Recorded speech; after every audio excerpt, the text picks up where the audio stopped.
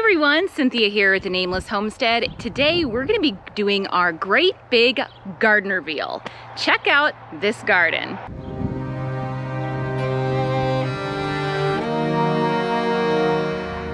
Yeah, so as it turns out, the only tomatoes I think I'm going to be getting this year are the ones I'm wearing as earrings. If you guys have been following us for a while, you will have seen our last several videos have been about the insane, crazy heat wave that came rolling through our region in the last few weeks. Got up to 112 degrees at one point, and although we didn't lose a single animal, not even a chicken, thank God, we're super bummed out. I had these huge plans for our garden this year, but it just didn't work out. So we're switching things up. We're gonna roll with the punches like good homesteaders. Nothing is ever perfect. We didn't have a complete and total loss, however.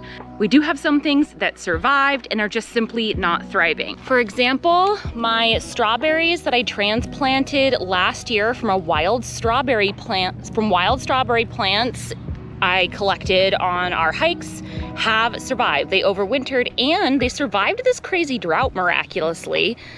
They haven't been producing anything, but at least it gives us hope for next year. Our rhubarb is doing all right and is producing, but the heat definitely made it bolt and it is not nearly as productive as it would normally be. And we do have a few plants, zucchini, radishes did pretty darn well, and tomatoes are still technically alive. Even a few potato plants are growing and a couple peppers as well. But this is definitely not the production level we were hoping for.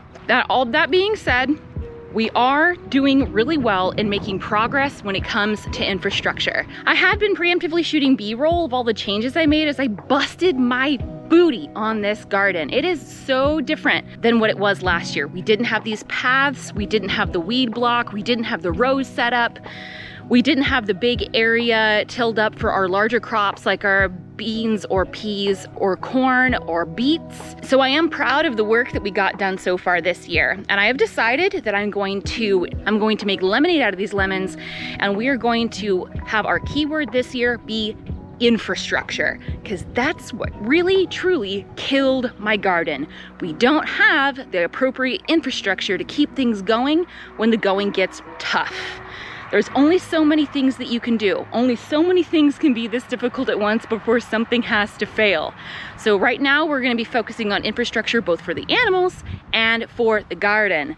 This means things like nice set up paths so I don't have to weed so much, along with weed barrier so that I have to spend less time weeding the garden. We're also going to be working on getting a watering system in place. Right now, all I have is the one tall sprinkler that shoots out in a big circle. Does not do a great job, does not conserve water well. Again, any tips for how I can best set up a watering system for the garden, I would really appreciate it. This is not my forte. I do animals, not plants, but I am trying my best to learn. And our another big problem is that we have to run our hose line all the way from the garden, all the way to the other side of our house. We are hoping that this year, what we're going to be doing is we're going to be trenching in some no freeze water hydrant things. I don't know the actual term of it. I'll put a picture of one over here. I'm sure you guys know what I'm talking about.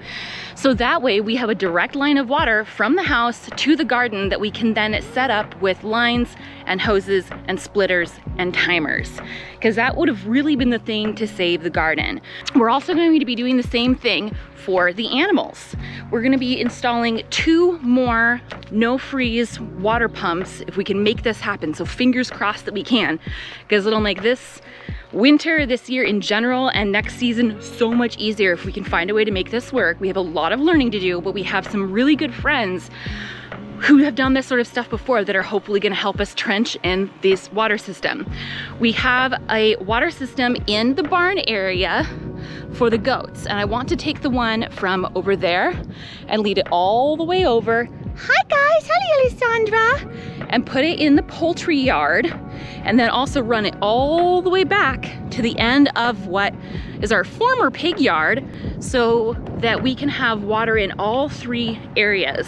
And I want at the end of the pig yard, because we want to have 2 pig yards so that we can rotate the paddocks for them and use the pig yard that is not currently in use that season as a way to grow a cover crop or a fodder crop to feed these fat, hungry monsters. How you doing, Pucky Puck? How you doing, Pipes? You guys relaxing? Another big thing that we've done with our infrastructure this year is fencing. We have made huge strides in creating access to the rest of our land. We have 6 acres out here, but our goats and other livestock only had access to about half an acre because we're fenced in on that left side in the back with barbed wire. We had nothing over here.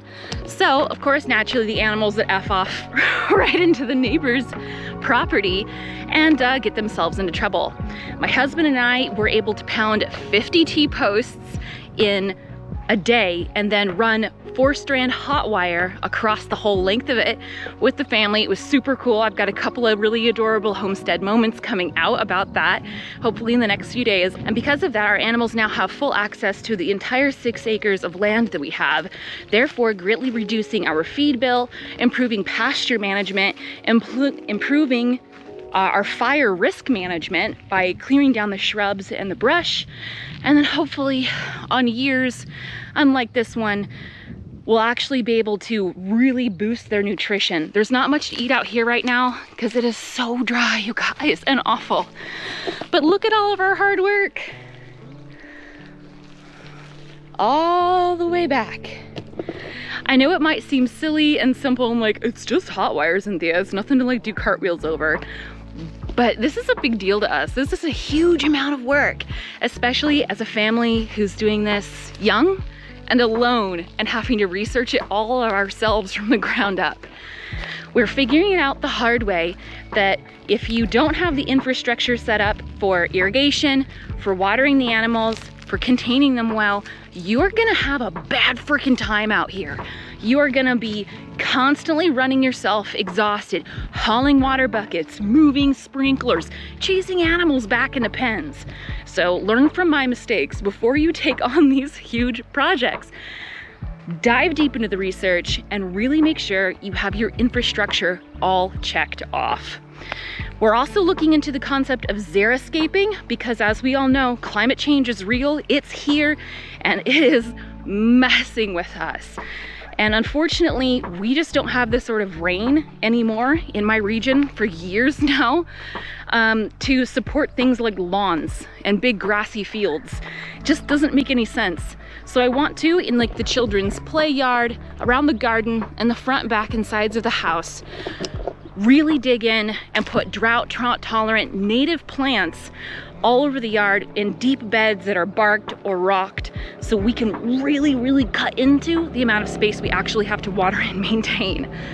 By doing all of this, I'm really hoping to reduce our workload, reduce our stress and anxiety, and reduce the likelihood of this sort of thing happening next year. Because when it comes down to it, as much fun as it would be to have a super cool zombie apocalypse garden and see how much I can grow to feed our family, at the end of the day, the animals come first, and the garden can eat it as far as I'm concerned and compared to them. Well, I wish I had a better update for you guys today. Thank you all for tagging along with me and sharing these hard moments along with our good moments. I'm not gonna let this bring me down any more than it has. I will admit I've been really depressed and discouraged lately because it's just such a kick in the butt when you work so dang hard just for it to not work out. Thank you all for coming out and listening to me ramble. As always, I appreciate you guys so much. I appreciate your guys' advice, your consults, and just your company down in the comments, both on Facebook, Instagram, here on YouTube. You guys have helped me out a lot when it comes to things like keeping the animals cool in these crazy high, once-in-a-century temperatures out here in Washington State. And I've learned to rely on so many of you guys, so many of you amazing, knowledgeable homesteaders out there as we learn along the way. Thanks for joining us on this wild ride. See you next Sunday.